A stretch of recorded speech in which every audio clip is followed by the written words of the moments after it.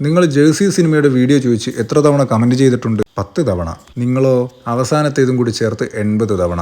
അപ്പോൾ പണ്ടേ സോഷ്യൽ മീഡിയയിൽ അത്യാവശ്യം റെസ്പെക്റ്റഡ് ആയിട്ടുള്ള ഒരു സിനിമയാണ് ജേഴ്സി എന്നറിയാം. ഓൾസോ അത് ഒരാളുടെ സ്ട്രഗിളിന്റെ കഥയാണെന്നും അറിയാം. സ്ട്രഗിൾ എന്ന് പറയുമ്പോൾ ഒരു പ്രായം കഴിഞ്ഞിട്ടും, അതായത് ഒരു ഭർത്താവും അച്ഛനും ഒക്കെ ആയിട്ടും ആ റോളുകൾ നല്ല രീതിയിൽ ചെയ്യാൻ കഴിയാതെ പോകുന്ന ഒരാളുടെ കഥ. അപ്പോൾ എനിക്ക് സിനിമ എന്ന് പറയുന്നത് എന്റർടൈൻമെന്റ് ആണ്. വിഷമം വേണമെങ്കിൽ ജീവിതത്തിൽ നിന്ന് തന്നെ എടുക്കാലോ. അപ്പോൾ കഥയെ അറിയാതെ നമ്മൾ കാണുന്ന ഒരു സിനിമയിൽ എവിടെയെങ്കിലും ഒരു സെന്റി സീൻ വരുന്നത് വേറെ. പക്ഷെ ഞാൻ അറിഞ്ഞുകൊണ്ട് ഇതുപോലുള്ള ഇമോഷണലി പ്രോബ്ലമാറ്റിക് ആയിട്ടുള്ള സിനിമകളിൽ നിന്ന് വിട്ടു നിൽക്കാൻ തുടങ്ങിയിട്ട് കുറേയായി. എന്നിട്ടും ഈ കൺസിസ്റ്റന്റ് റിക്വസ്റ്റ് കാരണം ഞാൻ ഈ പടം കണ്ടു. അപ്പൊ പടം കണ്ടു കഴിഞ്ഞപ്പോൾ എനിക്ക് പറയാനുള്ളത്, യെസ്, ഞാൻ നേരത്തെ പറഞ്ഞ എലമെന്റുകളൊക്കെ ഉണ്ട്. അതായത് മകന് ഇഷ്ടപ്പെട്ട ഒരു സാധനം വാങ്ങിച്ചു കൊടുക്കാൻ കഴിയാതെ അതിനുവേണ്ടി ഭാര്യയുടെ മുന്നിൽ കൈനീട്ടേണ്ടി വരുന്ന ഒരു ഭർത്താവിന്റെ ആംഗിൾ. പക്ഷെ അത് മാത്രമല്ല ഈ പടത്തിലുള്ളത്. ആൻഡ് തീർച്ചയായും എനിക്ക് പണ്ടേ അറിയാമായിരുന്നു ഇതൊരു ക്രിക്കറ്റ് ബേസ്ഡ് മൂവി കൂടിയാണെന്ന്. പക്ഷെ ആ ഒരു ഫാക്ടർ ഒരിക്കലും ഈ പടം കാണാനുള്ള ഒരു പ്രോത്സാഹനമായിരുന്നില്ല എനിക്ക്. എന്നാൽ ഈ പടം കണ്ടു തുടങ്ങിയപ്പോൾ സംഗതിയുടെ കോർ ക്രിക്കറ്റിലാണ് നിൽക്കുന്നത് എന്നുള്ളത് കൊണ്ട്, അതെന്റെ ഫേവറേറ്റ് ഗെയിം ആയതുകൊണ്ട് കൂടി എനിക്ക് പെട്ടെന്ന് കാര്യങ്ങൾ ഗ്രാസ്പ് ചെയ്യാൻ പറ്റി, കാര്യങ്ങളുടെ അകത്തേക്ക് കടക്കാൻ പറ്റി.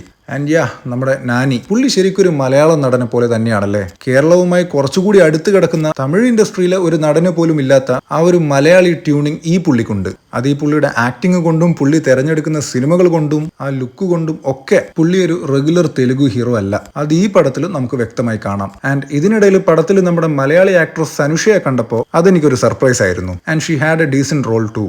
അങ്ങനെ ഒടുക്കം ഞാൻ ഒരുപാട് കാലം കാണാതെ മാറ്റിവെച്ച ഈ സിനിമ കണ്ടു, അതിലേക്ക് ഇറങ്ങി മുന്നോട്ട് പോയി ഒടുക്കം പടത്തിന്റെ ക്ലൈമാക്സ് എത്തി. പക്ഷെ ക്ലൈമാക്സിൽ കാര്യങ്ങൾ കുറച്ച് ക്ലീഷേ ആയിപ്പോയി. എന്ന് വെച്ചാൽ ഈ സ്പോർട്സ് ബേസ്ഡ് മൂവിയിൽ, പ്രത്യേകിച്ച് ക്രിക്കറ്റ് ബേസ്ഡ് മൂവിയിൽ ക്ലൈമാക്സിൽ ഒരു സംഗതി വരും. ലൈക്ക് 2 ബോളിൽ 10 റൺസ് വേണം. അവിടെ തോൽവിക്ക് ഒരു സ്കോപ്പും കൊടുക്കാതെ നായകൻ ആദ്യം ഒരു 6 അടിക്കുന്നു, പിന്നെ ഒരു 4 അടിക്കുന്നു, അങ്ങനെ കറക്റ്റ് 10 റൺ നേടി വിജയിക്കുന്നു എന്നൊരു ടെംപ്ലേറ്റ്. ഈ ഒരു ടെംപ്ലേറ്റിൽ നിന്ന് മാറ്റം കാണിച്ച ഒരേ ഒരു ചിത്രം അത് ചിച്ചോരയായിരുന്നു. എനിവേസ്, അങ്ങനെ ഈ ഒരു ടെംപ്ലേറ്റഡ് ക്ലൈമാക്സിൽ ഒരു സുഖമില്ലാതിരിക്കുമ്പോഴാണ് പടത്തിന്റെ ടെയിൽ എൻഡ് വരുന്നത്, അല്ലെങ്കിൽ അവസാന ഭാഗങ്ങൾ വരുന്നത്. നല്ലൊരു പടം അവസാനം ക്ലീഷേ ആയി പോയല്ലോ എന്ന് കരുതിയിരിക്കുമ്പോൾ അവർ നമുക്ക് മുന്നിലേക്ക് മറ്റൊരു സംഗതി കൊണ്ടുവന്നങ്ങിടും. And that was unexpected. ഇങ്ങനെ ഒരു എൻഡിങ് ഞാൻ പ്രതീക്ഷിച്ചതേയില്ല. സോ അങ്ങനെ ഞാൻ നേരത്തെ പറഞ്ഞ ക്ലൈമാക്സ് ക്ലീഷേ ആയി പോയല്ലോ എന്നുള്ളതിന്റെ തോന്നലും മാറിക്കിട്ടി.